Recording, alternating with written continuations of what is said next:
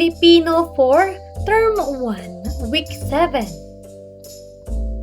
Panghalip at bahagi ng aklat. Matatag curriculum, bansang makabata, batang makabansa, with me, Teacher KMT. Magandang araw mga bata! Ngayon ay pag-aaralan natin ang tungkol sa panghalip at bahagi ng aklat. Mga kasanayan.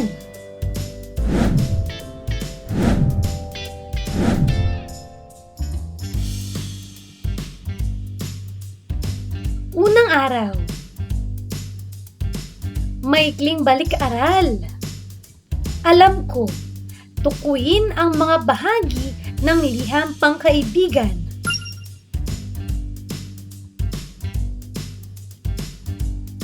Magaling! Una, ito ay ang pamuhatan. Pangalawa, tinatawag itong bating panimula. Pangatlo, ito naman ang katawan ng liham. Pang-apat, ito ay bating pangwakas.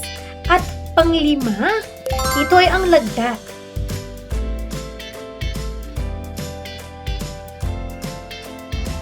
Paglinang sa kahalagahan sa pagkatuto sa aralin. Alin sa dalawa? Isulat ang iyong sagot sa malinis na papel. Kung ikaw ang papipiliin, alin sa dalawa ang pipiliin mo?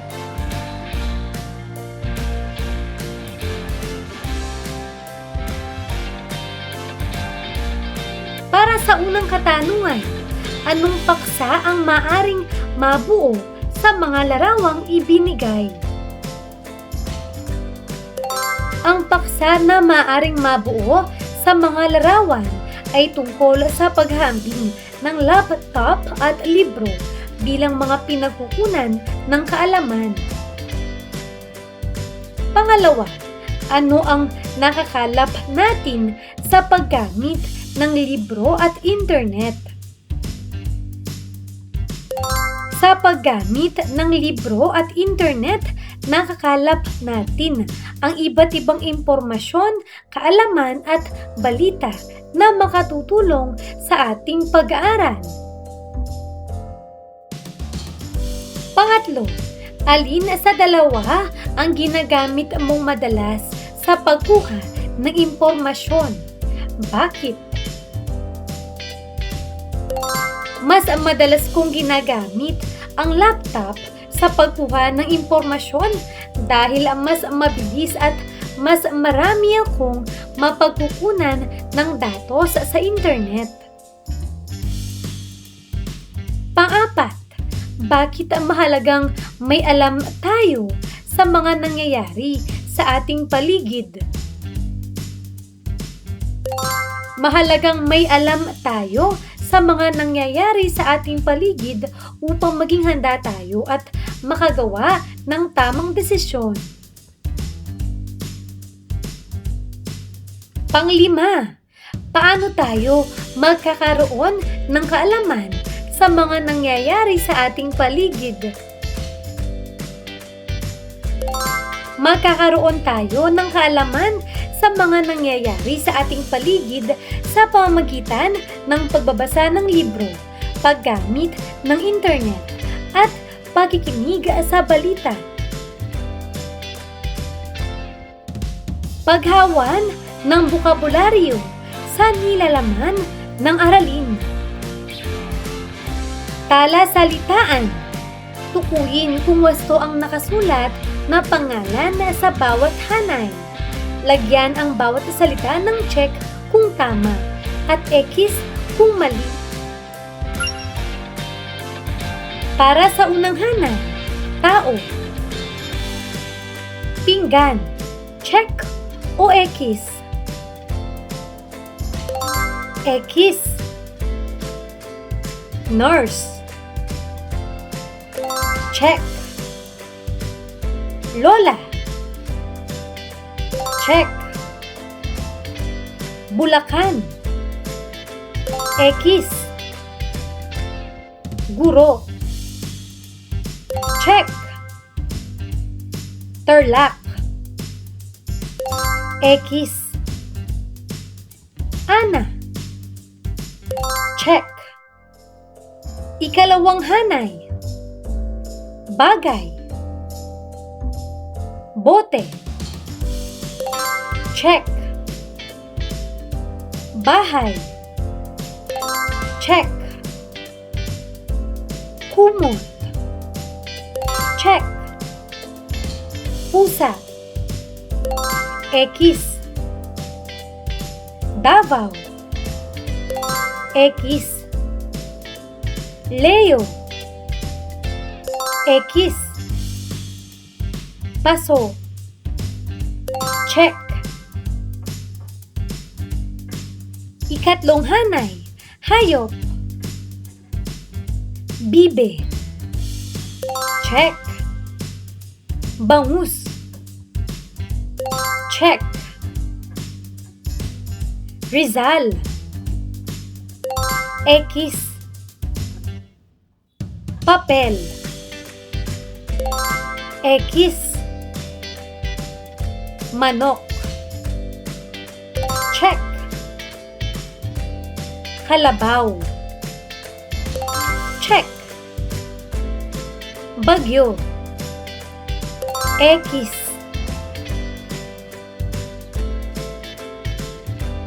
Kasunod, lugar. Payong. Ito ba'y lugar? X. Parke.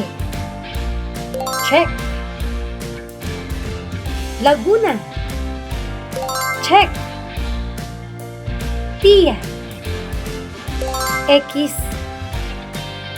Palengke. Check. Baso. X. Palaruan. Check. At panghuli, pangyayari. Kaarawan. Check. Pista. Check. Araw ng pagtatapos. Check. Araw ng mga puso. Check. Nina. X. Dancy. X. Pasko. Siyempre ito ay check.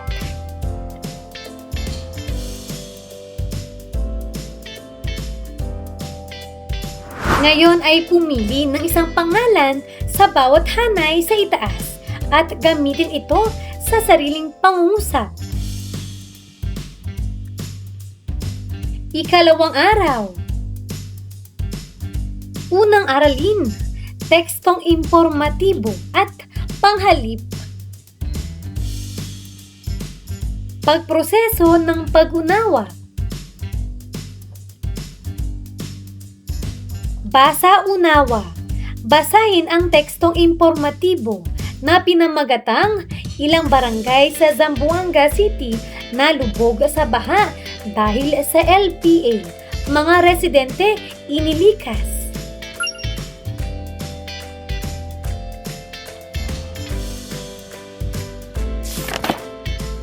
Sagutin ang sumusunod na mga tanong.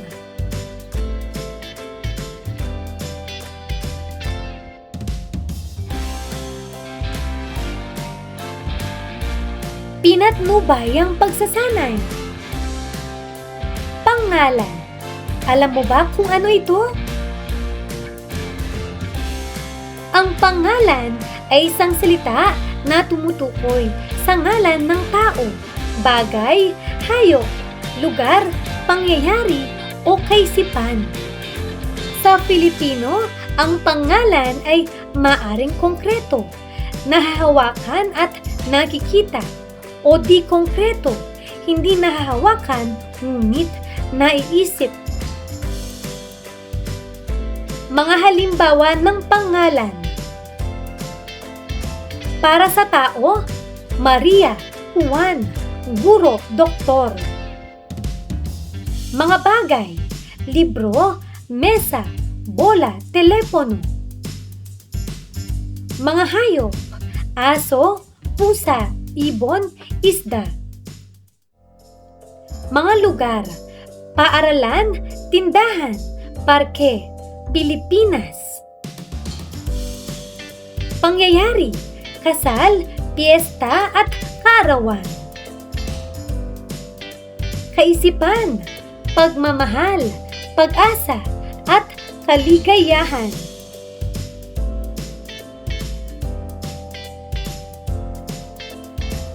Panghalip panao. Ang panghalip panao naman ay isang uri ng panghalip na ipinapalit o inihahalili sa ngalan ng tao. Ito ay ginagamit upang maiwasan ang pag-uulit ng pangalan sa loob ng pangungusap o talata. Ang panghalip panao ay nahati sa 3 panauhan. Una, ikalawa at ikatlo. Mga halimbawa ng panghalip panao. Unang panauhan. Ito ay tumutukoy sa taong nagsasalita. Isahan, ako, ko, akin. Maramihan, kami, tayo, namin, natin, amin, atin.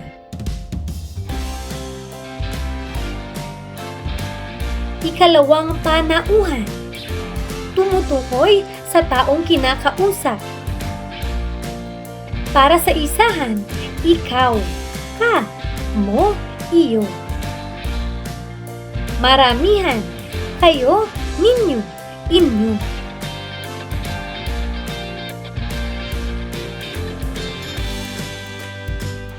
Ikatlong panauhan. Tumutukoy sa taong pinag-uusapan. Isahan, siya, niya, kanya. Maramihan, sila, nila, kanila.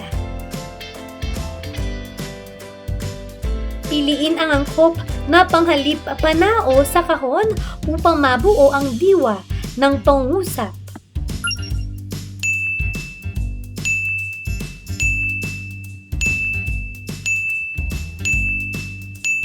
Isulat ang sagot sa patlang. Una, magaling kumanta si Marie. Patlang ang kakanta bukas. Ano ang tamang sagot? Magaling. Siya. Siya ang kakanta bukas. Pangalawa, ako at ang aking mga kaibigan ay maglalaro sa plaza. Maghahabulan patlang. Magaling. Kami. Maghahabulan kami. Pangatlo, Ramuel ang pangalan ko. Patlang ay 7 taong gulang. Tama. Ako ay 7 taong gulang. Pang-apat, binigyan ni nanay ng premyo ikaw at ako. Mabait kasi patlang na bata. Mahusay. Tayo. Mabait kasi tayo na bata. Panglima, Michael, nakuha mo na ang libro mo? Patlang ang napiling magbasa. Tama. Ikaw ang napiling magbasa. Pang-anim, kapit-bahay ko sina Dayan at MJ. Nakatira patlang sa 4th Street. Mahusay. Sila. Nakatira sila sa 4th Street. Pang-7, Yana at Bella, Tawag patlang ni teacher. Magaling. Kayo. Tawag kayo ni teacher. Pangwalo. Si Marisa, ikaw at ako ang sasayaw sa pista. Dapat patlang mag-ensayo. Magaling. Dapat tayong mag-ensayo. Pang-siyam. Nag-basketball sina LJ at Leonard. Nauhaw patlang kaya umuwi muna. Tama. Sila. Nauhaw sila kaya umuwi muna. Pang-sampu. Ang aking yaya ay si Lorena. Patlang ang sumusundo sa akin. Napakagaling. Siya. Siya ang sumusundo sa akin. Paglalapat at pag-uugnay. Ugnayan. Gamitin sa sariling pangungusap ang sumusunod na panghalip panao.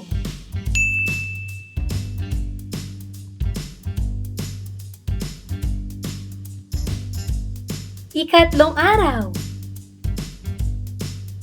Ikalawang aralin. Bahagi ng aklat. Pagproseso ng pag-unawa. Aklat-alaman. Tukuyin kung anong bahagi ng aklat ang makikita sa larawan. Magaling. Pabalat.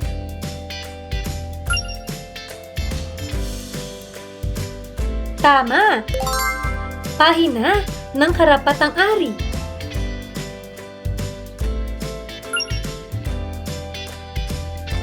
Mahusay.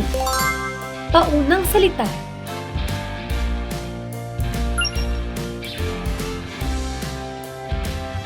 Napakagaling. Talaan ng nilalaman.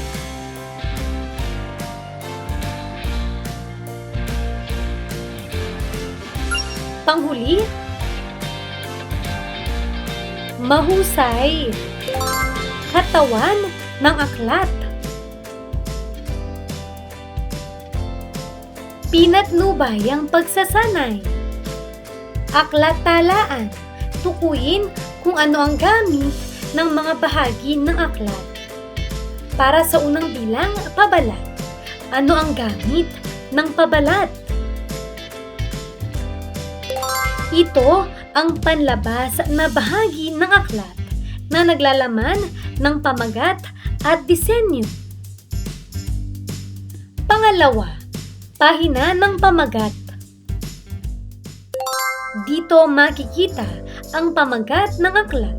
May akda at tagapaglathala. Pangatlo, pahina ng karapatang-ari.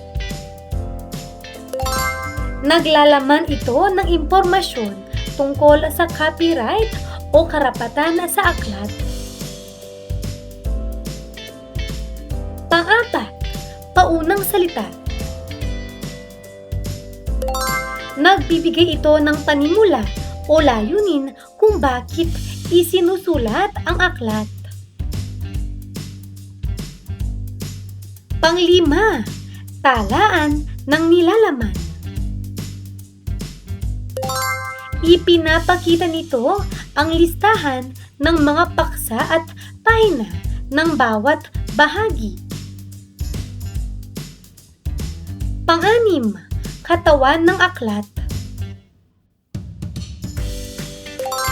Ito ang pangunahing nilalaman o mismong aralin ng aklat. Pang-pito, appendix. Naglalaman ito ng karagdagang impormasyon o datos na kaugnay ng paksa. Pang-walo, talasangunian o bibliografiya. Dito nakalista ang mga pinagkunan ng impormasyon ng aklat. Pang-siyam, talatinigan o glossary.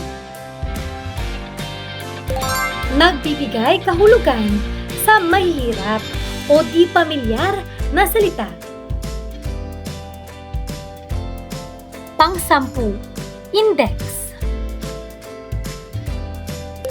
Talaan ito ng mahalagang salita o paksa at kung saang pahina makikita ang mga ito. Paglalapat at pagugnay. Sulat-lapat. Pumili ng isang aklat sa silid-aklatan ng inyong paaralan o sa inyong bahay. Pagkatapos ay sagutin, may bahagi ba ang aklat na wala sa listahan? Ano ang tawag sa bahagi o mga bahaging ito?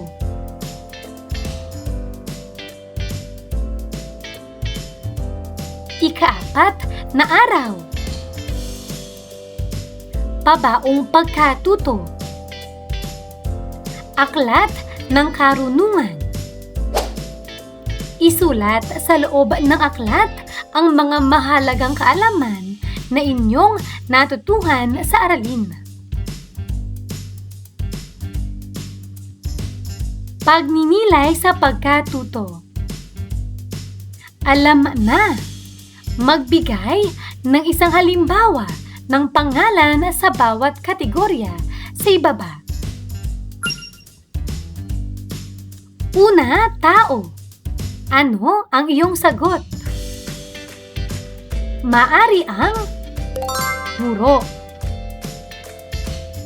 Pangalawa, hayop. Maari ang kalabaw. Pangatlo, bagay. Pwede ang lapis. Pang-apat, lugar. Halimbawa nito ay paaralan. Pang-lima, pangyayari. Maari ang kaarawan o birthday sa Ingles. Pagsusulit. Bilugan ang lahat ng panghalip na panao sa bawat pangusap. Una, alam na nila ang sikreto natin. Ano ang iyong sagot? Magaling, nila, at natin. Pangalawa, makinig ka ng mabuti sa guro mo. Ang sagot ay ka at mo. Pangatlo, ano ang sinasabi niya tungkol sa proyekto natin? Ang sagot ay niya at natin. Pang-apat, sila ba ang tuturuan namin ng sayaw? Ang mga sagot ay sila at namin. Pang-lima, basahin mo ang aklat. Ang sagot ay mo.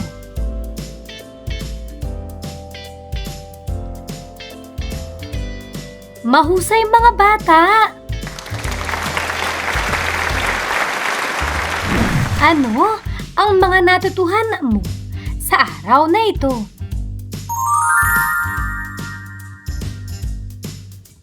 Ngayong araw na ito, natutuhan ko ang tungkol sa tekstong impormatibo, panghalip, at bahagi ng aklat. Maraming salamat sa pakikinig mga bata. Sana ay may natutuhan kayo. Huwag niyong kalimutan, pindutin ang like, share, at subscribe.